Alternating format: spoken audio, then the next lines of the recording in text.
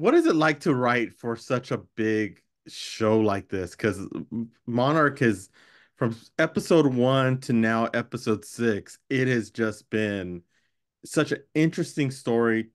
Love the way it's really talking and delving about the people. And you Mhm. coming in for episode seven and producing, being a producer on it. What is it like to work and play in this sandbox? Yeah, and actually, I did episode 8, but yeah, it was. I read so the way a writer's room works is that like basically there's a pilot in place and then they interview writers, blah blah blah blah blah. And when I read the pilot, I was like, whoa, this show is gonna be big. And I knew Matt Fraction from a lot of his work in comic books and stuff. And I'm a huge fan. So like Matt and Chris, they are amazing showrunners, just really good people. And yeah, being able to join the room was just amazing. And, I think, we don't really talk about it much in the writer's room, but I think all of us feel the weight of the fact that, like, oh my God, we are writing Godzilla. But I think it's important that we are not too precious about it. That we are willing to like shake it up and do things different than the movies. And I think from the start the showrunners Chris and Matt like really like the big mandate was that we can't do the same thing that the movies do because the movies do it well and they've got movie budgets and we've got TV budgets. Well, so what we can do is we can concentrate on characters and stories and let those like really pull people through in a way that maybe like the movies are spectacle and they're great and they have a story that leads to the spectacle, but we can do that human story like really well. And so that's what we dove into. But yeah, it's been an amazing ride. It's and I thought it would be big when we were working on this like a year ago. But watching it out in the world and literally watching it stomp through stuff is great. Well, and that's thank you for giving us a little bit of insight into the writer's room because that's something a lot of people don't know, understand, or even know because you don't see it from the Yeah. outside as a viewer. When you're going into your episodes, how does that work out for you? Like you already see the template, you know where it's going, but how much liberty do you have to create and make it put a little bit of you and what you would like to do into your two episodes?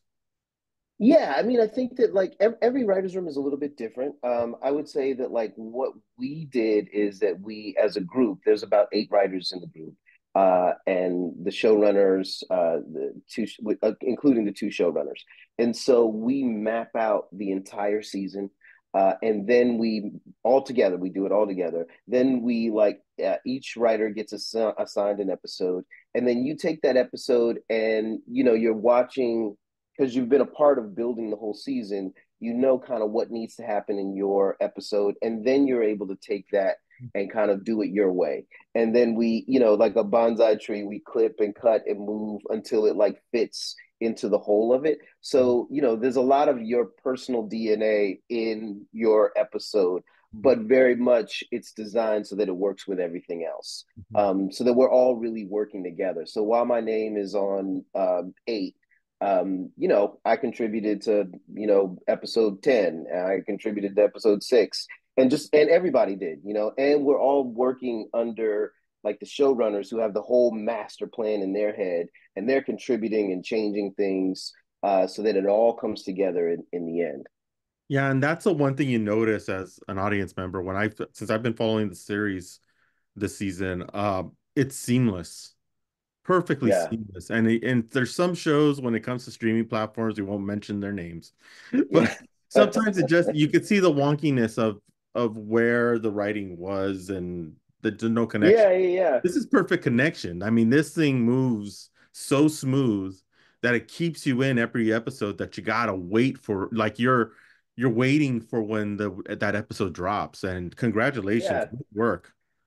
I think that like that congratulations should actually be with the showrunners because I think that like Matt and Chris, they just did like such a masterful job of figuring out how to make all the pieces connect. Because a lot of times, like what happens, like in those shows that we shall not name, what happens a lot with those is that they will have a scene that connects everything together. They will film a scene that works, but then that scene gets cut and then for whatever reason, like, maybe it just didn't work with the rest of it. And then you're trying to figure out in editing how to make those two things connect. And a lot of times you don't do it. So Matt and Chris like have just been brilliant, like really thinking about like how to make everything connect. And also like I think that Matt is really great with the lore and figuring out like what do fans want, and how do we bring it back to fans. And then, Chris I think is really good with the overall picture of like, okay, so we've got to get here.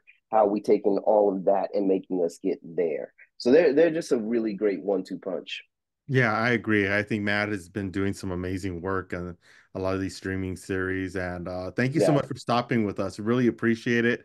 We're looking forward to episode 7 and 8 dropping tomorrow and your episode next week. Yeah. I I wish we could just get them all so that I could just binge them because it's so good. But what can we do? Al, thank you so much. And before we leave, love the lantern on top and the back. So Thank you, man. Thank you. Thank you. Thank thank you you. so much. All right, man. Talk to you soon. You too.